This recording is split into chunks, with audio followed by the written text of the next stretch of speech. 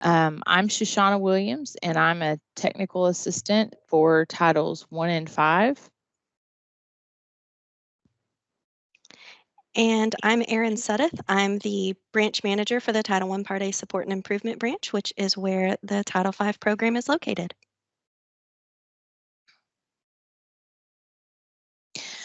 So here's an overview of today. 75% of our initial survey respondents requested a presentation on best practices for implementing a Title V program. So today I'm going to be presenting on ways that you as the Title V coordinator can go above the minimum requirements when you're implementing your Title V program in your district. I'll also be covering strategic uses of Title V funds to help combat two major issues in education today: teacher retention and student absenteeism. As always, I will highlight some helpful resources for you as the Title V coordinator. And don't forget that the webinar and PowerPoint will be posted on the Title V portion of our KDE website shortly after the conclusion of today's presentation.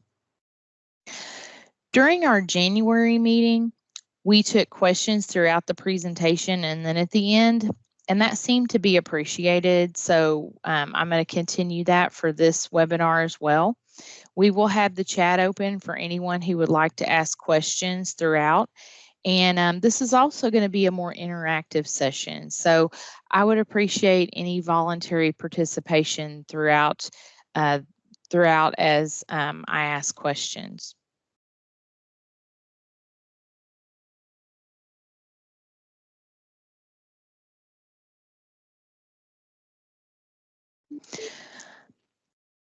All of these best practices are taken from KDE's Title V monitoring checklist. I've included a link in case you would like to view the entire checklist. And I'm going to click on the link so that we can just look at it quickly together.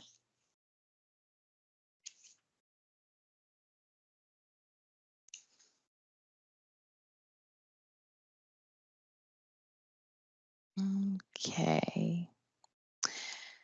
Do you see the checklist? No. Okay. Okay. And sorry for the technical difficulties. I'm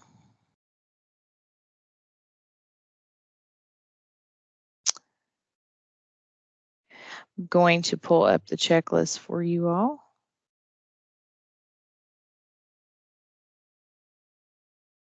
Okay. So here is the checklist, and some of you who have recently been monitored, this will be very familiar to you, as well as others who I have presented the information to a few different times. So with our monitoring checklist, this does appear on our Title V website, and as you saw, it was linked in our presentation so that you can view it anytime you would like. The first section is just an introductory section, and it gives definitions of different things, ask you to please ensure that you don't put any PII in your evidence you submit. That tends to be an issue, and we have to ask districts to resubmit that evidence if it contains personally identifiable information. Then we have our program requirements and fiscal management section. And these are the required portions of documentation and requirements that you should be adhering to. And I went over these in the October presentation of this year, which I've linked on that slide as well. So it goes through each indicator and the required documentation. And then at the bottom of the checklist, if you look, there are best practices. And again, these are things that you can do to kind of up your game, make your Title V program be the best it can be. Okay, now we're going to go back to the presentation.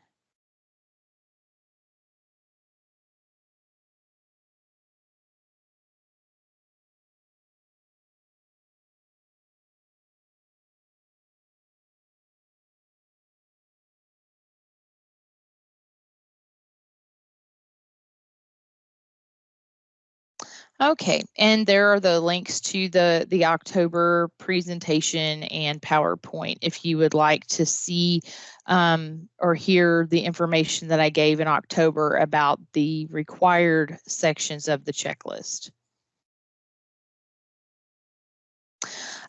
So for best practice number 1, it states district staff can articulate the process for determining activities to be implemented. Funds are allocated based on needs. What types of evidence do you think could be produced to meet this best practice? If you would like to participate, just put an answer in the chat and we will review it.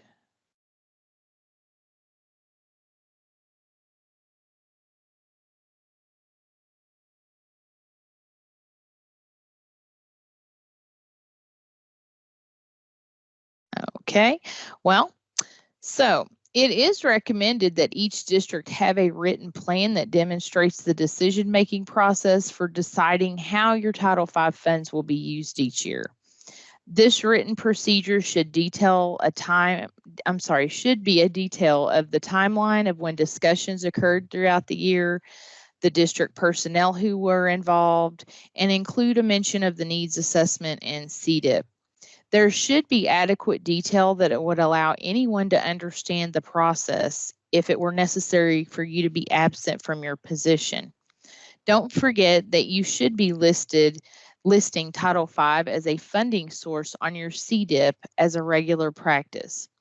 Also, don't forget to keep detailed meeting minutes of these discussions.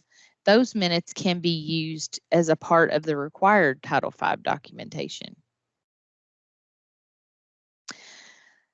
So best practice number 2 states internal and external stakeholders are involved in developing the Title V Part B budget. So in your district, who are internal stakeholders and who are external stakeholders?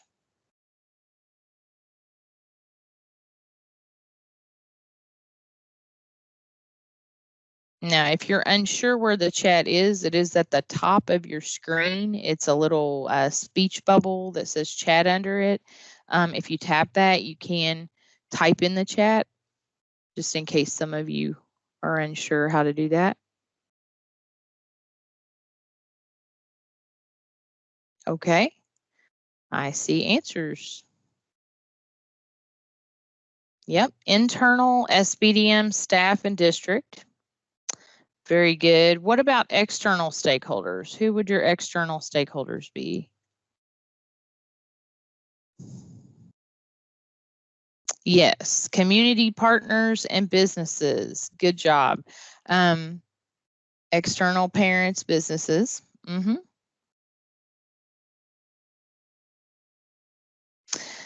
Yes, so when it comes to Title I, almost all districts provide us evidence of a consultation process with their stakeholders.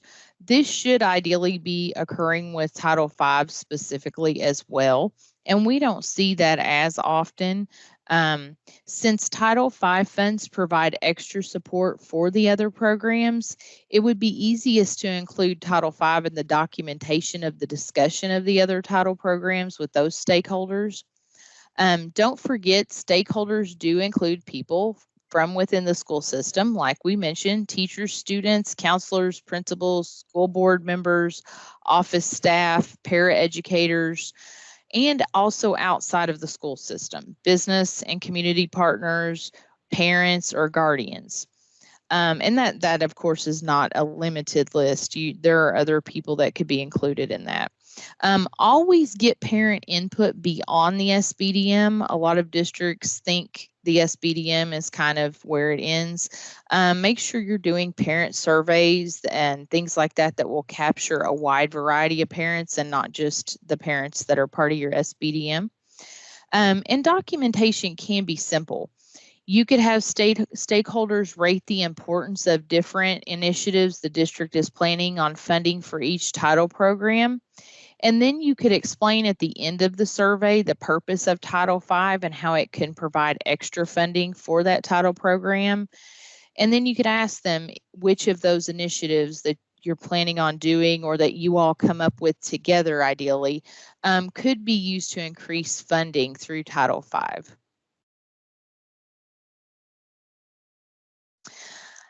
For best practice number 3, school leaders are involved in the implementation of funded activities as appropriate.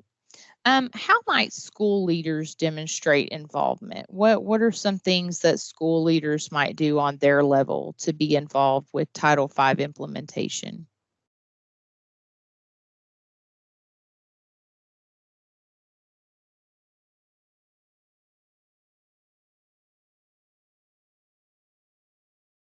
Oh,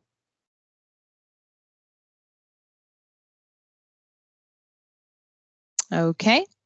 Well, first of all, the district coordinator should communicate regarding Title V with school principals, especially if the funds are used at the school level. And this is especially important if the school receiving funds is not funded with Title I Part A. So, and that is best practice number 7, that you would be using the funds for schools that aren't funded with Title I Part A. Okay, I see a response in the chat. Quarterly review with teachers on progress along with budget review. Yes, that is a good suggestion there. If applicable, Title V should appear in the funding column of the CSIP, and the principal should monitor the implementation of the funded initiatives and ensure that those funds are spent in a timely manner on their level. For best practices 4 and 5, we want to be thinking about how do the CDIP and CSIPs connect to GMAP as the district's needs change? And ideally, how often should the Title V coordinator and the district finance officer review GMAP together? Anyone have any ideas on either of those? And I appreciate those of you giving input. I know it's early. Some of you are pre-spring break, some of you are post.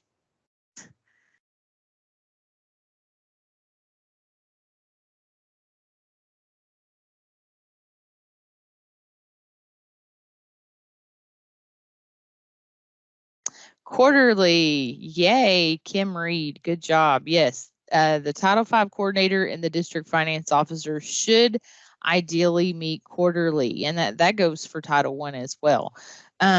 Yes, Susan, quarterly. So yeah, good job. How do the CDIP and CSIPs connect to GMAP as your district's needs change? What should be going on with those?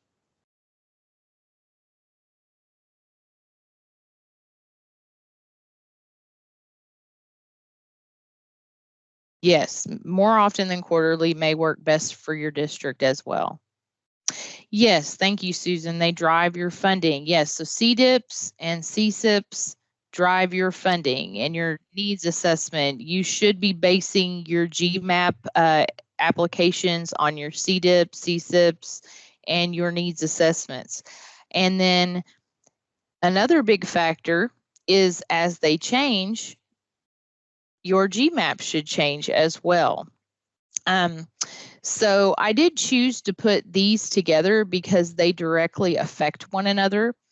So on the checklist itself, best practices 4 and 5 read, the CDIP and CSIPs are reviewed throughout the year and the GMAP application is revised as new needs are identified. The finance officer and Title V coordinator meet at least quarterly to ensure alignment of GMAP and MUNIS. Anytime you have changes in your CDIP, CSIPs, and GMAP, it will require a change in your MUNIS as well for that fiscal year to maintain alignment. With Title V, you have a 27-month liquidation period, so there's a good chance that the needs in your district that were identified when the CDIP, CSIPs, and GMAP applications were created, there's a good chance those are going to change. The 3 should be considered living documents. Ideally, a district will review the CDIP and CSIP several times throughout a school year and then determine if any revisions need to be made. If revisions are made, you do need to revise your GMAP application as well and receive approval for it. Once the application has been updated and approved to the new needs, don't forget to revise your munis. That's if your GMAP budget changes. GMAP munis alignment is one of the most frequently occurring findings during monitoring. So these best practices are very beneficial when it comes to monitoring, but there are things you really should be doing as well. Because of the changes that occur all throughout the grant period, it is best for the finance officer and the Title V coordinator to meet at least quarterly to check for alignment of GMAP and munis. And one of the things that we're finding throughout monitoring is that not all finance officers are trained on the ins and outs of title programs and GMAP. So they may have their own bookkeeping process that they've had for several years, and it may work for your district, but it may not meet the requirements of the GMAP application. Those quarterly alignments will help catch those alignment issues before they become a problem.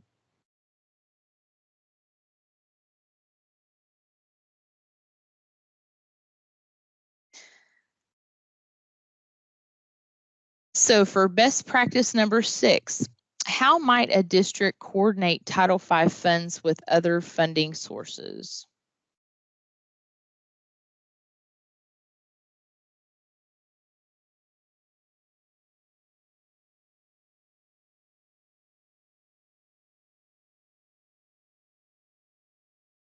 Oh yes, looking in the chat, Aaron Sudeth pointed out that the actual amount you spend may differ from what you originally budgeted. That's also another reason it's important to align quarterly, because then you can clean that up and make it the actual amount and make your munis match GMAP as well.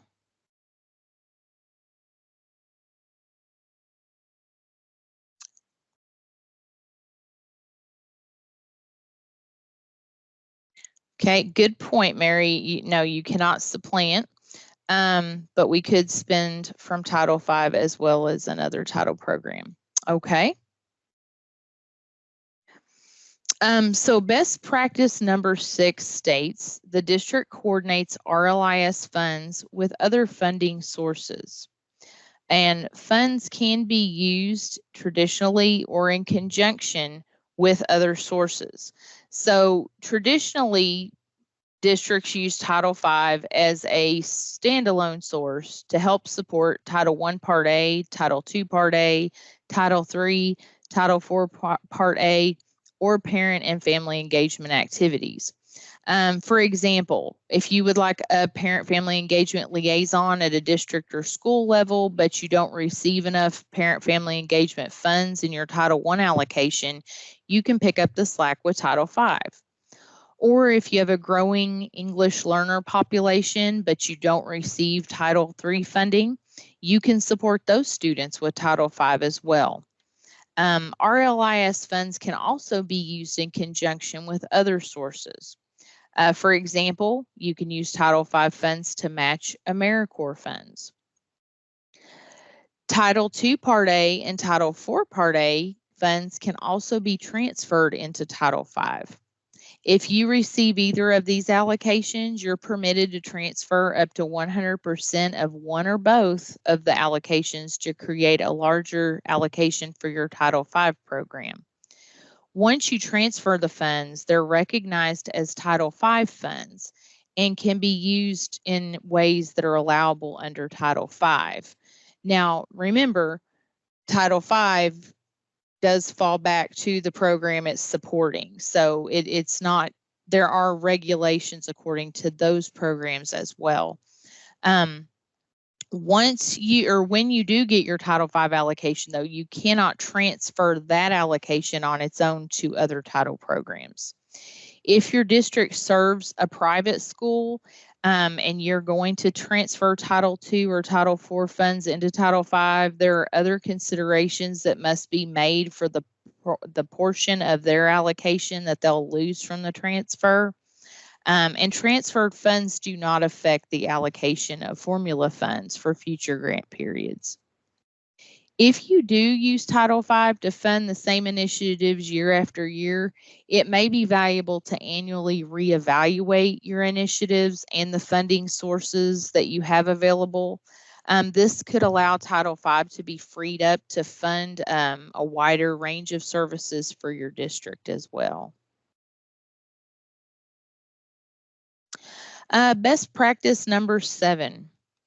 It states if your district uses or has used Title V funds to support, I'm sorry, that's not what it states. This is my question. If your district has or does use Title V to support programs and initiatives at non-Title I Part A funded schools, drop in the chat for us how your district does this. What schools are you funding that aren't part of your normal Title I Part A allocation?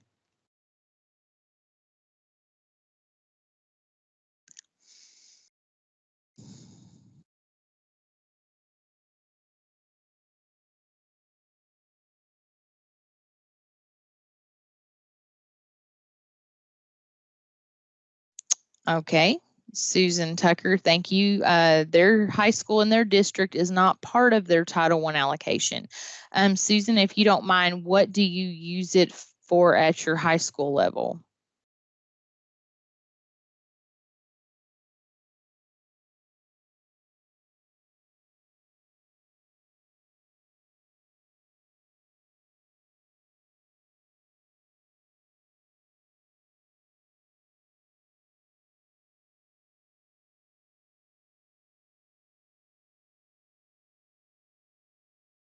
Professional development. Yes, that is a great way to use title funds. Provide professional development for teachers that are at your non-Title I Part A funded schools. Okay, good. We're getting more responses. Jamie Carnes, we use some of our funding to support training for digital learning coaches district-wide. Tim Wilson, to support interventions for high school that is not allocated Title I funding. Okay.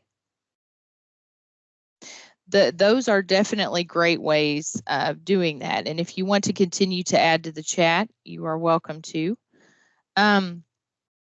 So best practice number 7 actually states, funds could be used to support programs and initiatives at non-Title I Part A funded schools.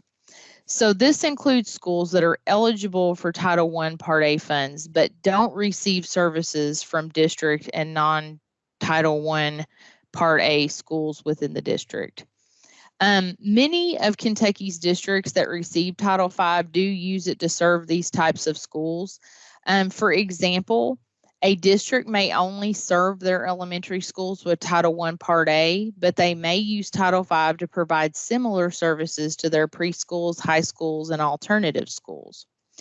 Some districts fund instructional assistants, college and career readiness coaches, counselors, supplemental materials, and intervention materials and software at these non-Title I funded schools. So things like ACT prep and different things like that, you are able to use your Title V funds at the high school level.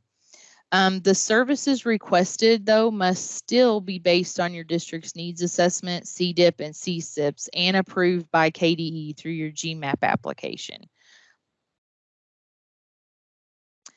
Now we're going to look at some strategic ways to use Title V funds to address issues that are occurring statewide and nationwide.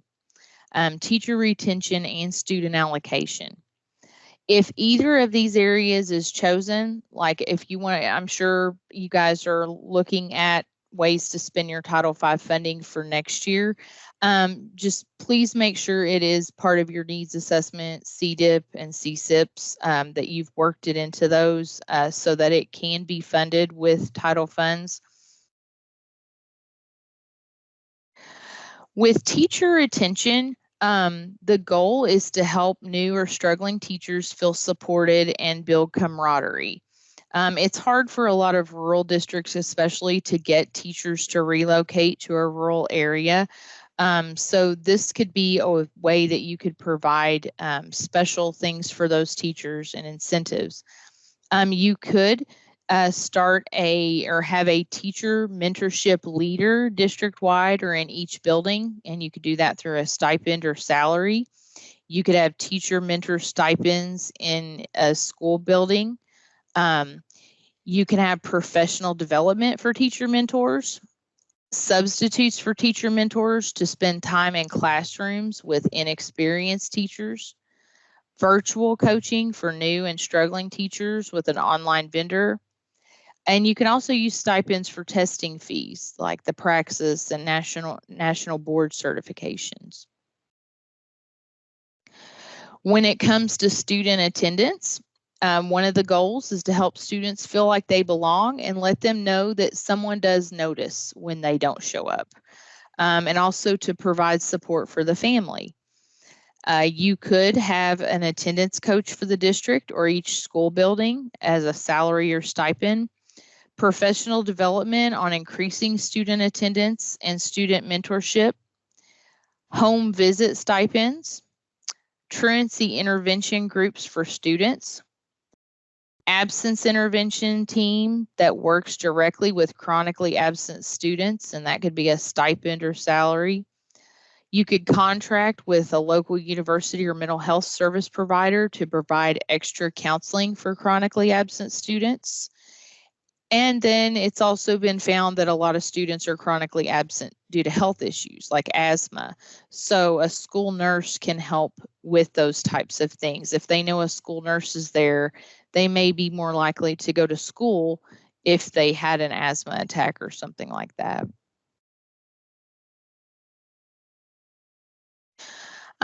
So now for our helpful resource spotlight. Don't forget that your district does have access to ESEA Now. It's an email subscription that we here at KDE provide for the 23-24 school year at no cost to you. The emails come to your inbox twice a week, and they have very helpful information on all title programs. If you aren't receiving the emails and you would like to, make sure you contact your Title I coordinator, and that way you can be included in the district subscription. So this time I'm going to highlight some ESEA Now resources and then also two from KDE. So for ESEA Now, the first two deal with student absenteeism, and as you see from the dates, they're fairly recent. There was an article called Address Root Causes of Chronic Absenteeism through MTSS. And I have seen through applications that several of our districts use MTSS. Student attendance indicators in state ESEA plans, Georgia's success story. So you can read some things that Georgia has done that they've been successful with. And then the next two ESEA Now resources deal with teacher retention. There is in the April 5th ESEA Now email, you can see that the applications are available for a $25 million grant for teacher quality partnership. And OESE encourages that if you want to participate, that you submit your notice of intent by May the 4th, and then applications are due by June the 3rd. So if you click on that link, you could find out more information about that. And then an article, Solving the Teacher Shortage, How to Attract and Retain Excellent Educators. On our KDE side, we have two different parts of our website. One is recruitment and retention, and one is chronic absenteeism. And if you click on those, there's information as well as contact resources from our department that you can reach out to and get more help if you would like that. And always, of course, feel free to reach out to me as well. Okay, now we've come to the portion of our webinar where if anyone has any last questions, we'd be happy to answer those or address them. I see some other chat has been happening. Looks good.